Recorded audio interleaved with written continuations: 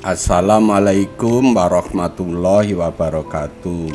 Sahabat sehat, selamat bertemu lagi dengan Rumah Akreditasi. Rumah Akreditasi adalah rumah tempat kita belajar, bertanya, dan berdiskusi masalah akreditasi. Kali ini kita akan membahas tentang program K3 ya. Jadi keselamatan dan kesehatan kerja ya. Jadi K3 ini juga merupakan standar yang wajib untuk dikerjakan ya. Nah, kali ini kita akan membuat programnya. Jadi kalau kita membuat program nanti outputnya itu berupa buku ya, buku yang berisi tentang program K3 ya. Tutorial ini akan dipandu oleh Dr. Yanto, Surveyor FKTP. Kita pahami dulu apa yang dimaksud dengan K3 ya. Jadi K3 itu singkatan dari keselamatan dan kesehatan kerja ya, yang disingkat K3 ya. Jadi yang dimaksud K3 di Fasyankes itu adalah semua kegiatan untuk menjamin dan melindungi sumber daya manusia di fasilitas kesehatan, baik itu pasien, pendamping pasien, pengunjung maupun masyarakat ya. Dan masyarakat maksudnya ini adalah masyarakat di sekitar fasilitas kesehatan ya, agar sehat, selamat, bebas dari gangguan kesehatan dan pengaruh buruk yang diakibatkan dari pekerjaan, lingkungan, dan aktivitas kerja. Jadi ini perlu kita pahami dulu dengan baik. Sekali lagi, yang dimaksud K3 itu adalah segala kegiatan yang menjamin dan melindungi sumber daya manusia. Nah, sumber daya itu manusia itu siapa aja, yaitu pasien, pendamping pasien, pengunjung, dan masyarakat di sekitar Fasyankes ya, yang terganggu ya akibat pengaruh dari aktivitas pelayanan kesehatan di Fasyankes itu ya. Nah, cuma di sini saya perlu menjelaskan atau menggarisbawahi sebetulnya K3 itu yang ditangani semua ya, baik pasien, pendamping pasien, pengunjung maupun masyarakat. Tetapi karena di Fasyankes itu sekarang ada ya IKP ya, insiden keselamatan pasien, berarti khusus kalau ada insiden tentang pasien itu pelaporannya nanti itu ke insiden keselamatan pasien ya. Sedangkan lainnya selain pasien itu nanti pelaporannya itu ke K3 ya. Sekali lagi supaya Bapak Ibu tidak bingung ya, walaupun pasien ini juga termasuk bagian dari K3, tetapi kalau di Fasyankes karena sekarang ini sudah ada IKP, berarti khusus untuk pasien itu pelaporannya itu masuk di insiden keselamatan pasien, sedangkan lainnya pasien berarti pengunjung pasien ya, pendamping pasien, pengunjung,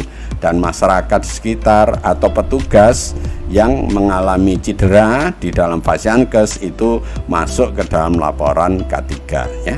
Dengan penjelasan ini Bapak Ibu sudah tidak bingung mana yang masuk IKP dan mana yang termasuk K3 ya. Kita lihat slide berikutnya. Penyelenggaraan K3 di Fasyankes itu berupa apa saja ya. Jadi ada dua, yaitu yang pertama adalah membentuk ya dan mengembangkan ya sistem manajemen K3 di Fasyankes. Jadi kalau kita mau menyelenggarakan K3 ya, kita harus membentuk dan mengembangkan sistem manajemen K3, yaitu ya keselamatan dan kesehatan kerja di Fasyankes. Dan yang kedua adalah menerapkan standar K3 di Fasyankes ya. Mengenai standar K3 kami sudah membuatkan videonya, jadi Bapak Ibu bisa melihat tentang video yang berjudul ini ya, standar K3 ya. Situ ada dijelaskan panjang lebar sehingga Bapak Ibu nanti bisa melihat atau bisa memahami apa yang dimaksud standar K3. Nah, ini yang harus diterapkan di Fasyankes ya. sistem manajemen K3 ya, jadi yang dimaksud sistem manajemen K3 yang pertama adalah, jadi maksudnya kalau kita mau menerapkan sistem manajemen K3, yang pertama harus dikerjakan adalah penetapan kebijakan K3. Jadi Bapak Ibu di Fasiankes harus membuat surat keputusan ya, surat keputusan tentang pelaksanaan K3 di Fasiankesnya. Ini yang nomor pertama. Jadi sekali lagi, kalau kita mau menjalankan sistem manajemen K3, berarti yang pertama kali Bapak Ibu harus lakukan adalah, yang pertama adalah membuat SK atau membuat kebijakan tentang K3, yaitu K3 yang harus dilaksanakan di Fasiankes. Itu yang pertama.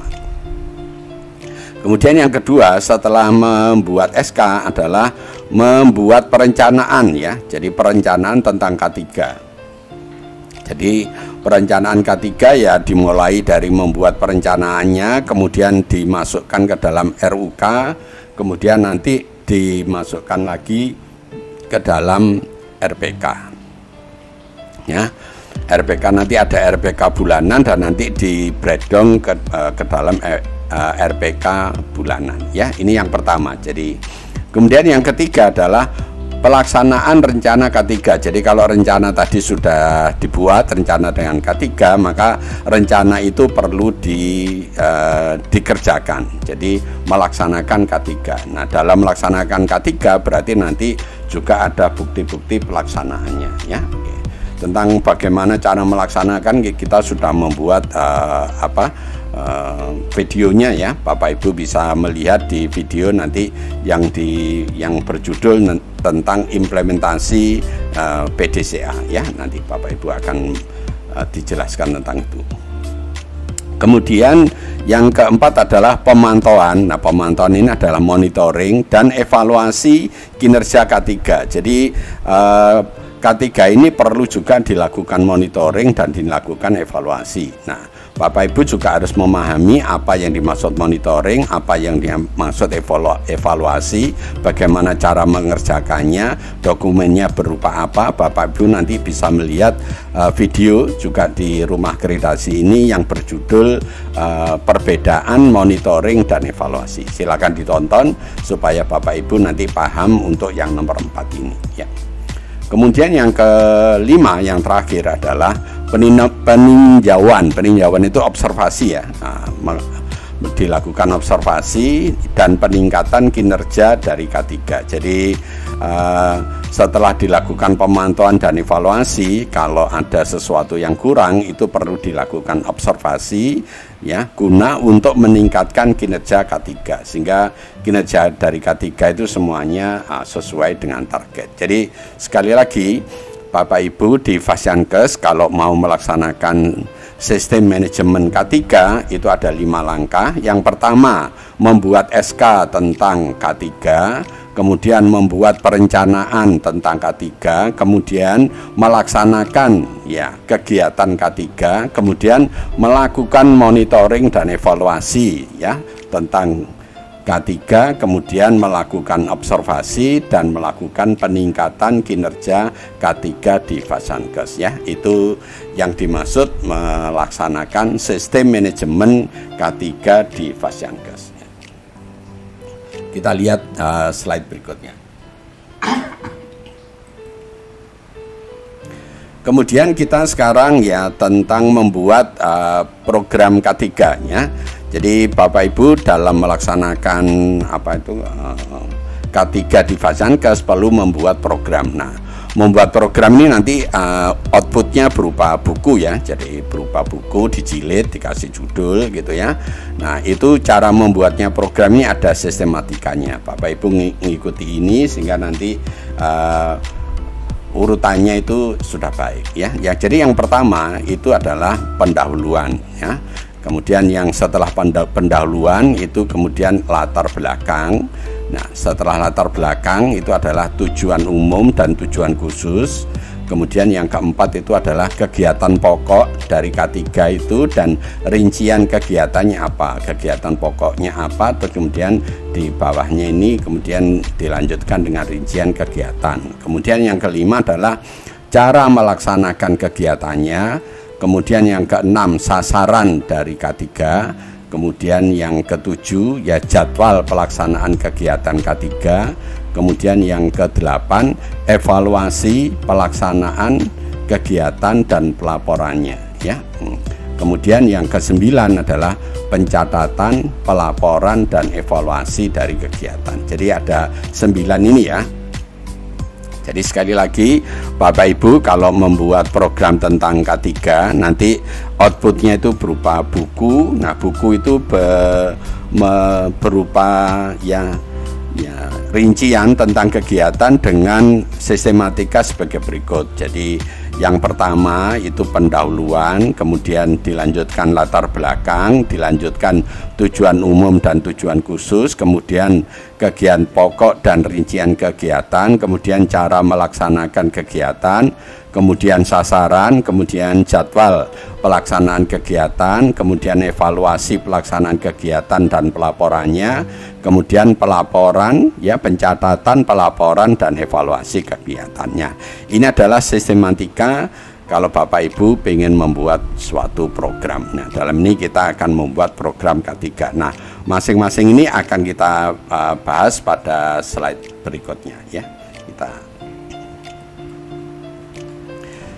Berikutnya adalah pendahuluan. Jadi yang pertama yang perlu ditulis pendahuluannya. Sebelum pendahuluan nanti otomatis di yang paling depan itu ada itu ya tempatnya, judulnya ya, judulnya. Kemudian juga perlu membuat daftar isi, juga membuat kata pengantar dan sebagainya. Nah, setelah itu baru pendahuluan.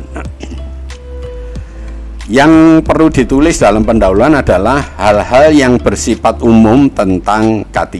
Jadi kalau Bapak Ibu membuat program K3, berarti di pendahuluan ini bisa ditulis tentang hal-hal yang bersifat umum ya.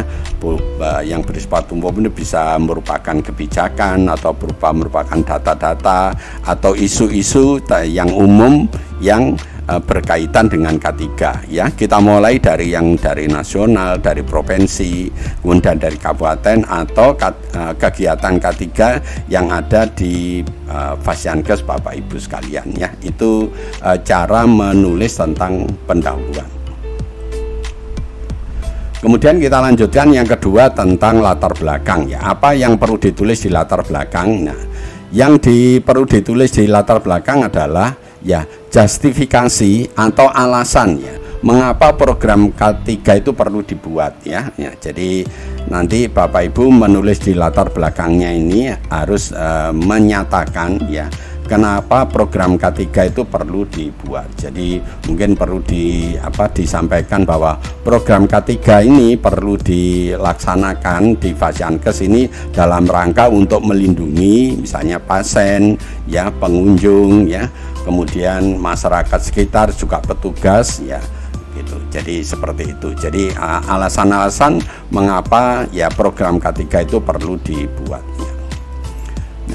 Kemudian selain itu juga perlu dilengkapi dengan data-data K3 ya, sehingga alasan diperlukan K3 itu menjadi lebih kuat. Jadi dalam hal ini data K3 ini lebih tepatnya adalah data-data insiden ya, data-data insiden yang berhubungan ya, baik itu terhadap pasien, terhadap pengantar pasien, pendamping pasien ya, pengunjung Fasiankes, kemudian masyarakat sekitarnya yang mengalami cedera akibat ya kegiatan fasilitas kesehatan itu ya. Nah, itu perlu diletakkan sini berdasarkan insiden-insiden itu, makanya kegiatan K3 itu perlu diadakan ya. Itu yang perlu ditulis ya, tentang latar belakang. Kemudian berikutnya adalah setelah itu Bapak Ibu perlu juga menulis tentang tujuan umum dan tujuan khusus ya. Jadi tujuan ini adalah tujuan tentang program K3. Jadi program K3 yang Bapak Ibu buat itu tujuannya untuk apa? Nah ya. Jadi tadi contohnya sudah disebutkan adalah tujuannya adalah untuk melindungi sumber daya manusia ya. Oke. Ya, akibat kecelakaan kerja ya, misalnya seperti itu. Nah, ada dua, tujuan umum dan tujuan khusus. Kalau tujuan umum itu adalah tujuan secara garis besarnya ya. Jadi sedangkan tujuan khusus itu adalah tujuan tentang rincian kegiatannya. Jadi misalnya Bapak Ibu bisa nulis tujuan umumnya adalah melindungi yaitu sumber daya manusia ya akibat kecelakaan kerja di Fasiankes. Nah, kegiatannya apa? Nah, kegiatannya itu nanti merupakan tujuan-tujuan khususnya. Nah, nih, jadi kegiatannya nanti akan bermacam-macam. Nah, nanti kegiatan-kegiatan itu yang dilaksanakan itu merupakan tujuan khusus. Jadi ini bedanya tujuan umum dan tujuan khusus ya. Nanti saya kira Bapak Ibu juga sering sudah membuat ini, hanya ini adalah tentang program K3. Mungkin Bapak Ibu tidak kesulitan dalam membuat ini ya. Kita lihat slide berikutnya. Berikutnya adalah kegiatan pokok dan rincian kegiatannya. Nah, di dalam K3 ini kegiatan pokoknya itu ya ada banyak ya, ada sekitar 11 ya, kita lihat ya.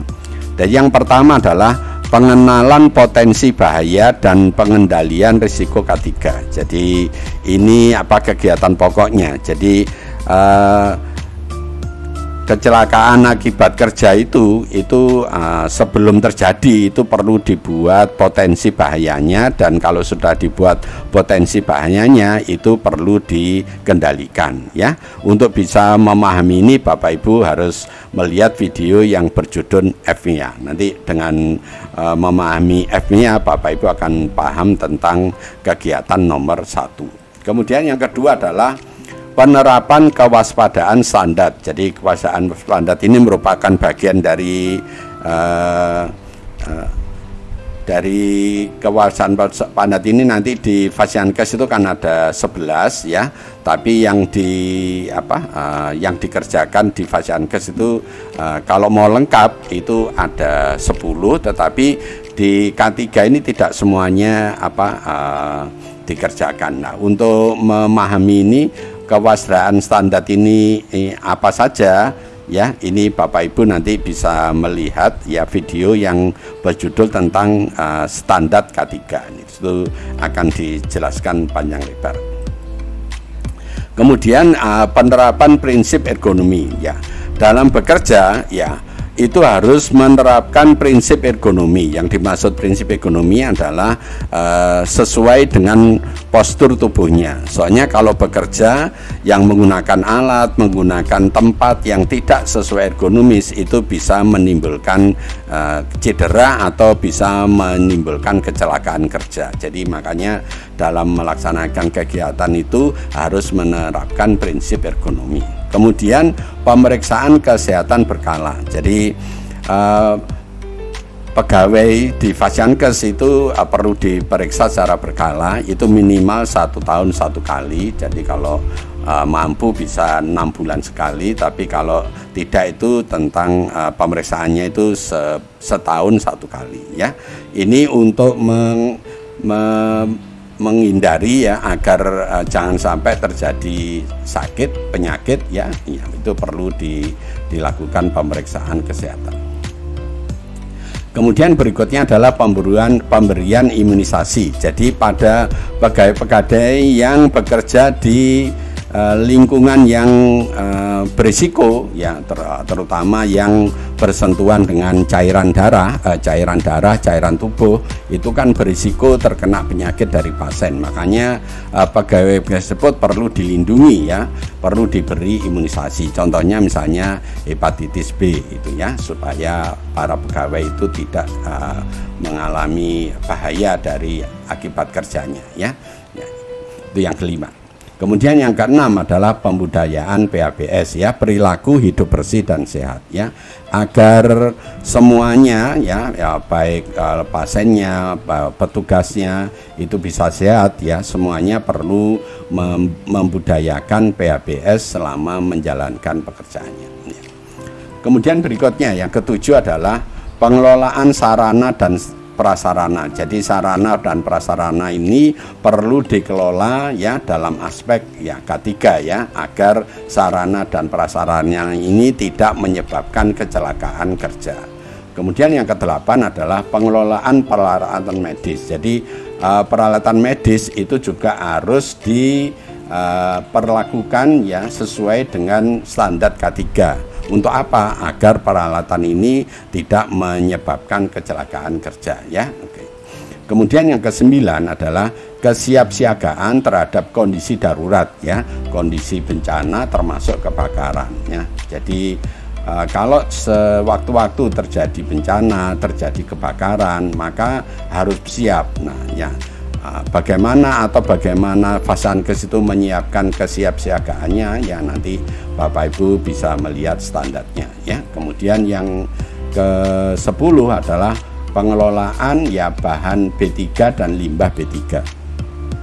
Jadi bahan B3 dan limbah B3 ini bisa menyebabkan kecelakaan kerja kalau diperlakukan tidak sesuai standar. Makanya Bapak Ibu juga harus memahami tentang apa itu yang dimaksud bahan B3, kemudian cara memperlakukannya, simbolnya bagaimana ya, juga termasuk limbahnya, bagaimana cara membuangnya, itu semuanya ada standarnya dan itu harus dilakukan sesuai dengan standar. Kemudian yang terakhir adalah pengelolaan limbah domestik ya. Jadi di dalam Fasankes itu ada mempunyai limbah, ada yang namanya limbah domestik, ada yang namanya limbah benda tajam, ada yang namanya limbah infeksius, ada yang namanya limbah B3.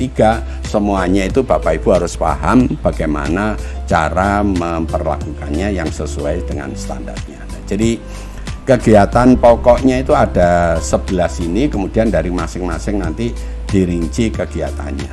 Seandainya Bapak Ibu belum mampu mengerjakan 11 ini ya, dikerjakan bertahap aja ya, bertahap aja. Nah saya sarankan yang harus itu yang saya beri warna merah ini ya, kesehatan berkala dan pemberian imunisasi. 2 ini yang wajib dikerjakan duluan ya ini. Nah kemudian nanti kalau ini sudah berjalan, kemudian tahun berikutnya ditambah lagi, tambah lagi, sehingga nanti semua 11 ini bisa dikerjakan dalam rangka melaksanakan program K3 ya.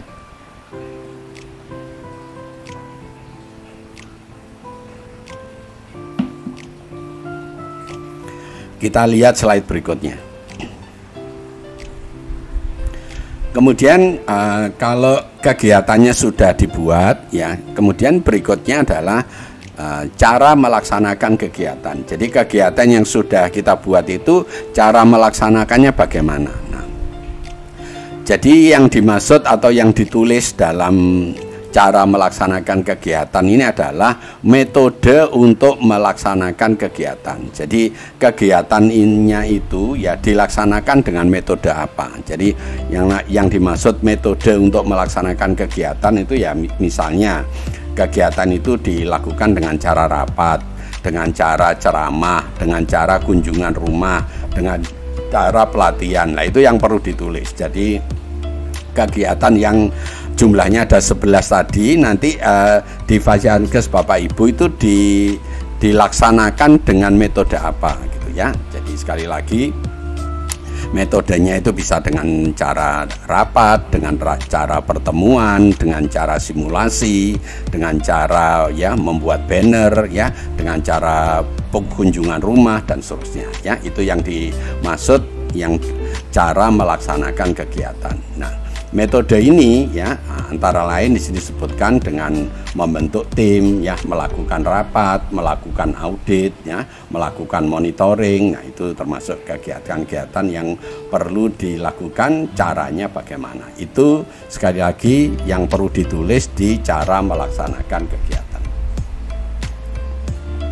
Berikutnya adalah sasaran ya. Nah, sasaran K3 ya. Sasaran K3 yang dimaksud sasaran di sini adalah target per tahun yang spesifik dan terukur. Jadi kalau membuat sasaran ya, itu berarti kita membuat target per tahun. Nah, target itu harus bersifat spesifik ya. Spesifik artinya mudah dipahami ya, tidak menimbulkan multitafsir, dan terukur artinya harus bisa diukur ya. Nah, jadi sekali lagi kalau membuat sasaran ya itu syaratnya harus spesifik ya, mudah dipahami dan bisa diukur ya. tentang bagaimana cara membuat sasaran yang baik itu sebetulnya ada rumusnya, ada semat ya. Bapak Ibu bisa melihat di video lain tentang cara membuat sasaran ini ya. Oke. Kemudian sasaran ini bisa dikatakan menunjukkan hasil antara ya, antara yang diperlukan untuk merealisasi tujuan ini. Jadi dengan adanya target nanti Bapak Ibu bisa mengetahui seberapa ya kegiatan itu harus dilakukan ya. Oke.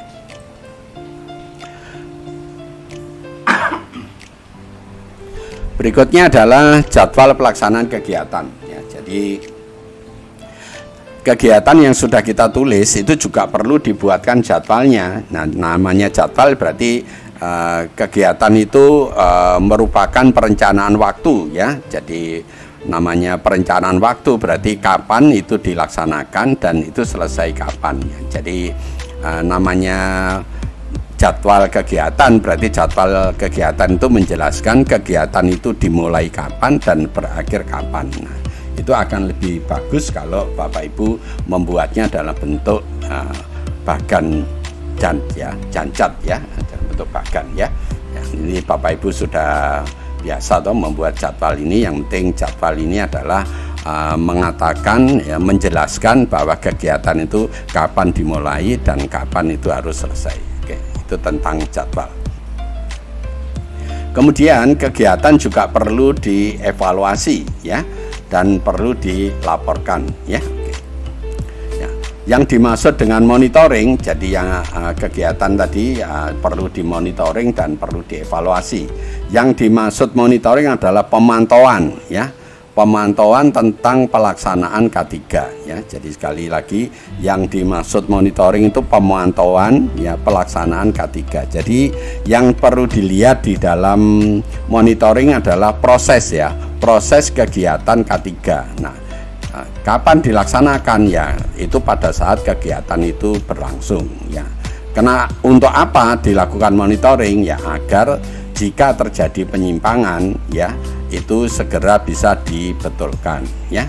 Sedangkan yang dimaksud evaluasi ya, evaluasi itu adalah menilai ya tentang hasil yang dibandingkan dengan standar. Kalau hasil kegiatan itu tidak sesuai dengan standar ya, berarti perlu dicari penyebabnya, kemudian perlu dibuat rencana tindak lanjut untuk kita laksanakan pada tahun berikutnya sehingga kegiatan K3 itu sesuai dengan gitunya. Jadi sekali lagi Bapak Ibu harus paham tentang monitoring. Monitoring itu memantau kegiatan yang dilihat prosesnya dikerjakan pada saat kegiatan itu berlangsung. Sedangkan evaluasi itu yang dilihat itu hasilnya, kemudian dibandingkan dengan targetnya.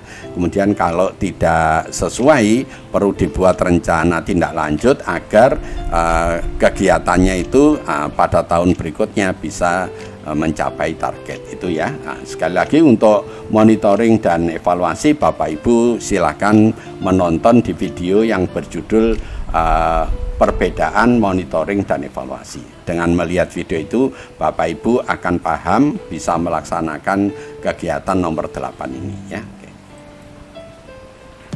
Kemudian yang ke-9, jadi kegiatan itu perlu dicatat ya, perlu dilaporkan dan perlu dievaluasi ya. Ini yang kegiatan yang nomor 9 ya. Nah, jadi yang dimaksud mencatat itu adalah mendokumentasikan. Jadi semua kegiatan itu harus ada bukti pelaksanaan kegiatan. Nah, bukti pelaksanaan kegiatan itu harus dicatat ya, harus didokumentasikan ya.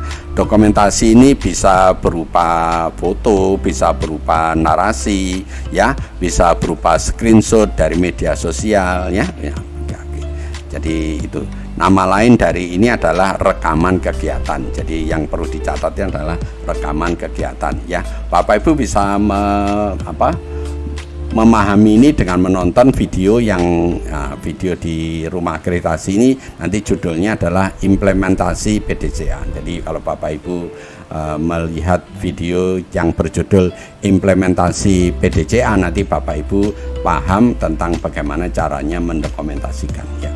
Kemudian pelaporan. Nah, ya Kalau bicara tentang pelaporan, berarti pelaporan itu bagaimana pelaporannya. Kalau perlu dibuatkan formatnya, jadi formatnya sudah ditunjukkan. Kemudian kapan pelaporan itu dikerjakan dan kepada siapa, ya, pada siapa laporan itu dibuat dan siapa yang bertugas untuk membuat laporannya. Jadi gitu ya. Jadi sekali lagi tentang laporan ini, bagaimana caranya membuat laporan itu, berarti kalau perlu dibuatkan formatnya, format laporannya, kemudian kapan laporan itu harus dibuat dan kepada siapa laporan itu harus diberikan, kepada Kepala Puskesmas atau dikirim ke dinas, ya, itu harus jelas. Kemudian siapa yang mengerjakan laporan itu juga perlu ditulis. Ini yang perlu ditulis di pelaporan, ya. Kemudian evaluasi. Nah, evaluasi tadi sudah dijelaskan adalah mengevaluasi hasil, kemudian itu bagaimana caranya mengevaluasi, ya. Kemudian kapan itu harus dievaluasi, ya.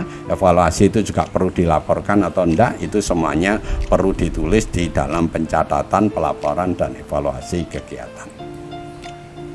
Ya.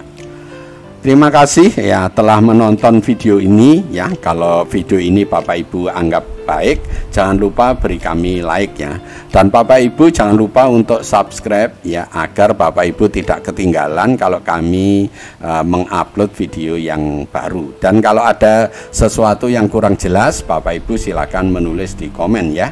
Dan termasuk kalau Bapak Ibu ingin dibuatkan topik-topik tentang video yang Bapak Ibu inginkan, juga silakan menulis di komen. Cuma nanti harus tunggu, ya, karena antriannya sekarang sudah panjang untuk dibuatkan video-video yang sesuai dengan keinginan Bapak Ibu.